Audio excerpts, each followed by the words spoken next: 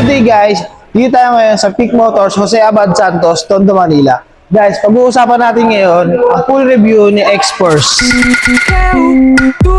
Nós bota nela, DJ chegou é o predador de perereca. Sapeca, pepeca, divide essa tcheca.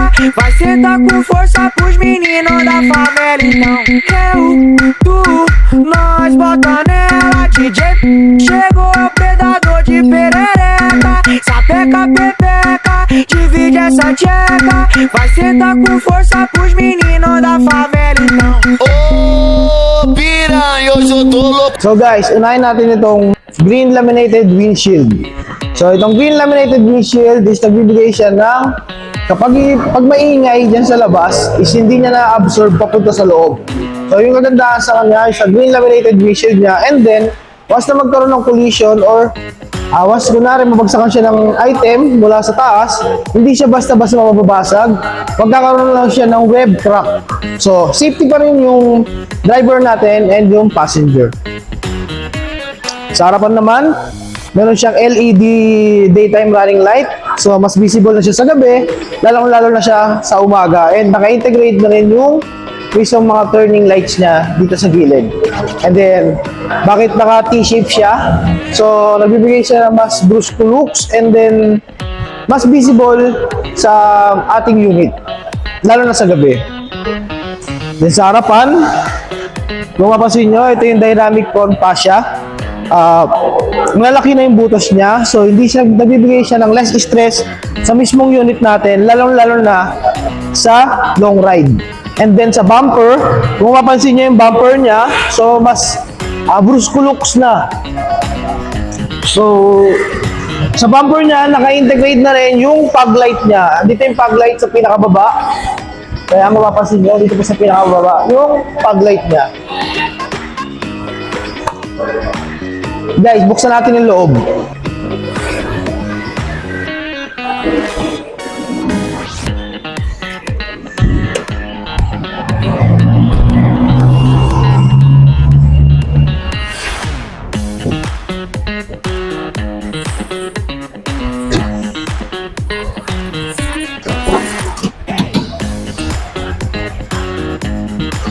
So guys, ito yung engine niya. Yung engine niya is 1.5 liter, 4 inline, 16 valves, double overhead pump with Maybach technology. Maybach technology, which means Mitsubishi innovative valve timing electronic control system. So, bibigay siya ng fuel efficient, more power, and less emission po.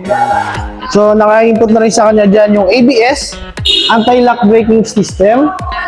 So, once na magkakaroon ng collision or may tatawid na person is mahawakan mo ng mamanibra mo maigi yung steering wheel, hindi siya magbasta-basta titigas. And then, may naka-input na rin sa kanya na EBD. So, EBD naman is electronic brake force distribution. So, once na kung saan yung mabigat o na-load, doon naman po siya nagbibigay ng dagdag brake force or percentage ng preno para sa ating unit. Ayan. So, ito po yung unit natin, makina. So, battery niya, ayan, yung battery. So, Maybach technology na po siya. So, sana na natin guys. So guys, andito tayo ngayon sa side view ng ating unit. So una, papakita ko sa inyo yung ating wheels. Siya po ay two-tone alloy wheel 18 inches, 255 by 55 R18 tires. So naka-disc brake na po siya sa harap, pati sa likod. Tapos yung suspension po niya is MacPherson strut with the stabilizer bar sa front po. And then sa likod naman is naka-torsion beam siya. So, mas stabilize na po yung pag-andar natin. So, dito, naka-black side garnish na rin po siya hanggang sa bumper. And then, yung ground clearance po niya is 225 mm. So, kahit mapadaan ka sa baha, hindi ka makakamba dahil mataas na po yung ground clearance niya. So, naka-keyless operator na rin po siya pagdating sa handle. So, kailangan lang is nasa 70 cm ka. Ma-open mo na yung unit, pipindutin mo lang yung push button po rito. Ayan. Ayan. Tapos, sa side mirror naman natin is naka monotone siya, and then may naka-integrated na rin po siya na turning signal. So, powered electric na rin po siya. So, no need mo nang buksan yung window mo once na papasok ka sa mga masukal na daan. So, pipindutin mo lang yung button dun sa harap, sa loob. So, pwede mo lang mapatupi yung side mirror. And then, bali, 42 liter na po siya. So, pasok tayo sa loob, guys. Yan, yung upuan niyan, bali meron niya 6 manual adjustment. Yan po, yung upuan natin, meron po yung 6 manual adjustment. Yan, dito, dito. Kung mapansin nyo, ayan. Tapos dito. Ayan. Kasi yung steering wheel natin is pwede rin na-adjust siya ng tilt. Ayan, tilt. Or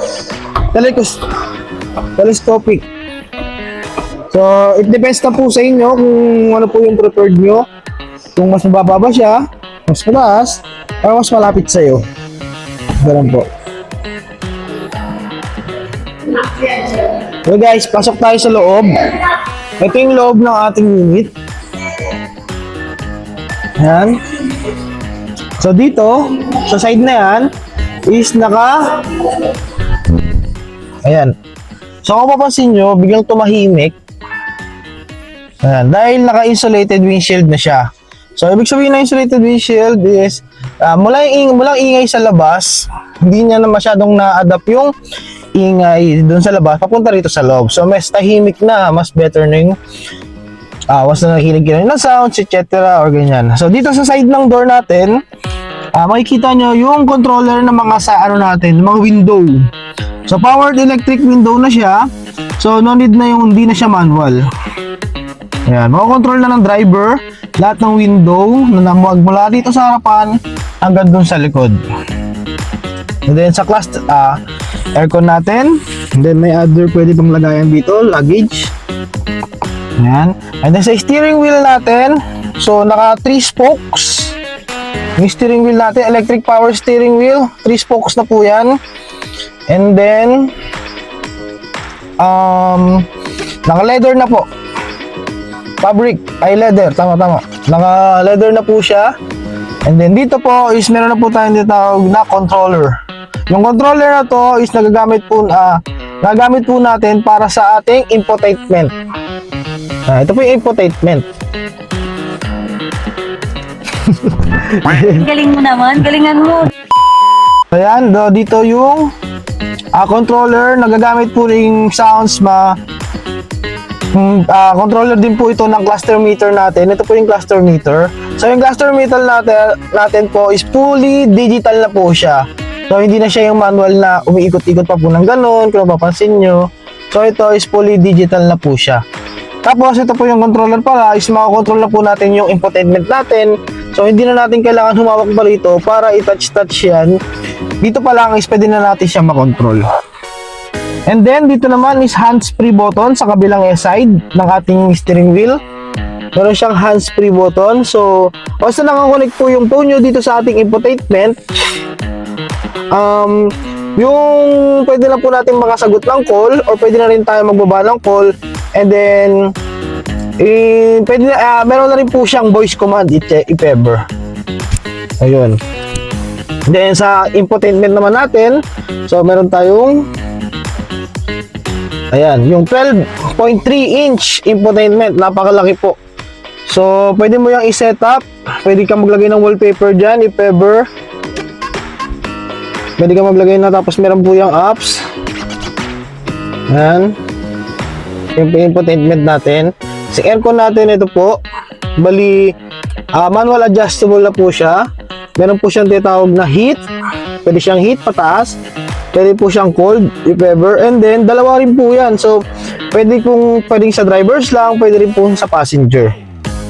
Ayan, tapos meron din po siya mga mode. And then Sa transmission natin, electric power transmission na rin po siya. So, parking, reverse, neutral, drive, and low gear. So, yung low gear, ginagamit po natin ito sa mga uphill. So, para hindi siya basta-basta mahirapan sa pag-akyat po ng unit natin. So, electronic power, parking na rin po siya, electronic parking brake. Naka-auto hold na rin po siya, auto hold parking brake. Yung auto hold parking brake natin, ginagamit natin niya usually sa mga traffic jam po. Ayan. Tapos, meron po siyang tinatawag na drive mode. So, yung drive mode po natin, meron tayong 4 na drive mode po dyan.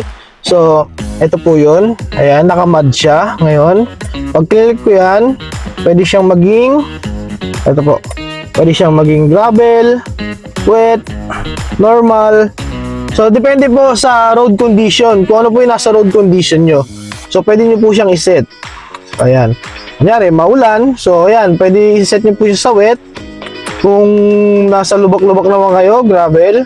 Then, kung sa maputik, so, doon tayo sa mud. And then, kung nasa city driving ka lang, ibot mo lang siya sa normal. Ayan po. Tapos, dito sa transmission natin, is meron po tayong tinatawag na overdrive. So, ito po, kiniklik lang po yung button na to. So, once na mag-overtake ka, if ever, para mas malakas yung arangkada ng ating unit. Ayun. So, yun po yung dito po sa bandang harap natin. And then, meron pa siya rito. Visor. And then, ito yung ilaw. Yan, yung lamp. Tapos, meron po lagayan dito ng salamin. Ayan, o. Babasin niya. Nasa dito, medyo madilim lang. May lagayan po ng salamin dyan. Ito po yung lagayan ng salamin. Ayan, lagayan po ng salamin yun, if ever. Tapos, dito po, sa armrest is, meron pa po tayong luggage. Pwede po kayo maglagay dyan. Ayan. Tapos, lagay ng drinks. Ito po. Tapos yung seats po na seat po is mayroon siyang 6 manual. So, punta naman tayo sa second row. So, pasok naman tayo sa second row. So, ito yung second row niya. So, napakalapad pa. Haba pa ng legroom. Halos isang dangkal pa yung legroom niya. Tapos yung sa head naman, halos isang dangkal din. So, kahit matangkad yung passenger is hindi siya basta-basta mauumpog or mahasulod. Tapos, may adjustment din to. Ay, wala pa adjustment to. Wala. Exports nga pala to. Dito naman is meron din siyang aircon na adjustment sa low kung gusto mo siyang hinaan lang or lakasan. Bali dito, buksan ko lang pala yung lamp. Meron palang lamp dito sa taas. Ayan. Tawag sa lamp na to. Makalimutan ko. So, ayan. Dito yung aircon niya. Adjustable din yan. Manual adjustment. And then, meron na rin siya ditong pin. Charger pin. So, hindi mo na kailangan makicharge pa ron sa harapan. Dito pa lang is pwede ka na mag-charge. Meron diyang naka-input na USB type and then Type-C.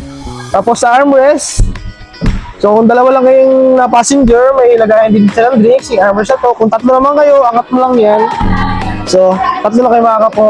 Tapos para sa baby, if ever, meron tayo ritong seatbelt para sa baby. Isofix para sa mga bata. So, para sa safety ng bata, kung sakalang magpapreno tayo ng malakas. So, ito yung nasa second row natin. Tapos ito, may handle din dito na para laging mas safe. Ayan. Tapos, itong sides natin, nandito yung meron pa tayong lagayan dito ng drinks, if ever. Tapos may controller din tayo ng window. So, yun. So guys, dito naman tayo sa back view ng ating unit. So, isa natin sa taas, naka-pin type antenna na siya. So, nakapagbigay siya ng better listening, lalo na kapag gumagamit tayo ng radio sa loob habang nasa long ride.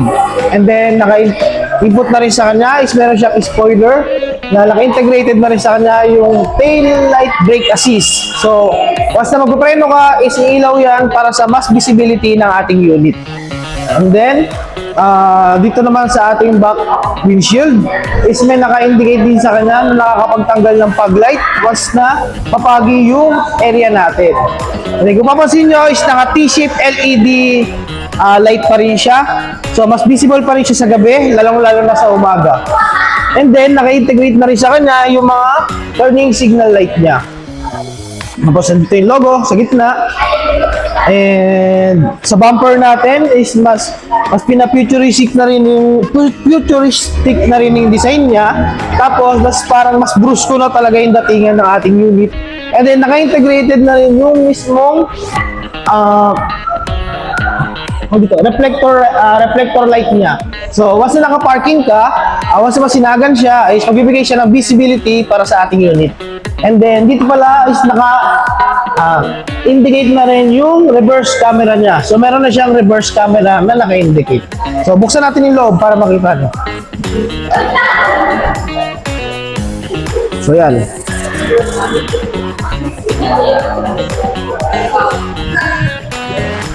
Ito yung loob ng unit natin. So, napakalawak niyan, guys. Ito yung loob ng unit. So, meron pa rin itong extra lagayan ng gulong, if ever. Ayan. So, napakalawak ng ating luggage, cargo luggage. And then dito is meron ding lagayan ng mga tools. Ayan. Para hindi nakakalat yung mga tools natin, if ever. Kung mapapansin nyo sa mga ibang car, is nakakalat yung mga tools. So, ito is nakaseparate na yung lagayan niya. Tapos, meron pong alam para makita rin natin yung nasa loob.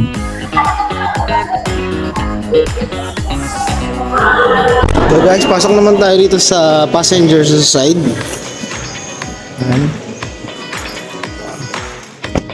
Ayan, ito yung passenger side niya. Kung makikita niyo yung dashboard niya is naka-leather na. Dito nakalagay yung aircon. Then meron ditong console. Tapos glove box. Glove box dyan. And then adjustable na rin yung seat niya. Adjustable na rin yung seat niya. Tapos dito naman may controller na rin ng window niya. Then dito may visor. Yan. Then sa visor na to is my mirror. Yan. May mirror po. So guys, pag-usapan naman natin yung mga safety features itong unit na to. So itong unit to, unang-una, meron itong rise body. So yung rise body na yun, siya yung nagbibigay na once na magkaroon ng collisions o hindi basta-basta mayuyupi yung unit natin. So siya yung mag-absorb ng impact galing sa collision para yung driver natin and passenger is safe na rin sa loob. And then, meron siyang 4 airbags. 4 na airbags po. Tapos EBD. And then hill start assist. So guys, kung ikaw ay naghahanap ng bagong unit or ikaw ay beginner, bagay na bagay sa itong mini SUV natin. So pwede ito sa small family or solo or etc. Pwede siya, lahat pwede siya kahit sa ano pang road condition yan. Ito si X-Force, bago ni Mitsubishi, kaka-release lang yan. And then guys, makukuha mo nga pala to sa 0 down payment lang at meron ka pang free 2 months. So, ano pang inaantay mo? Message mo lang ako sa mga social media ko at sa number ko at tutulungan kita kung paano ito may uwi.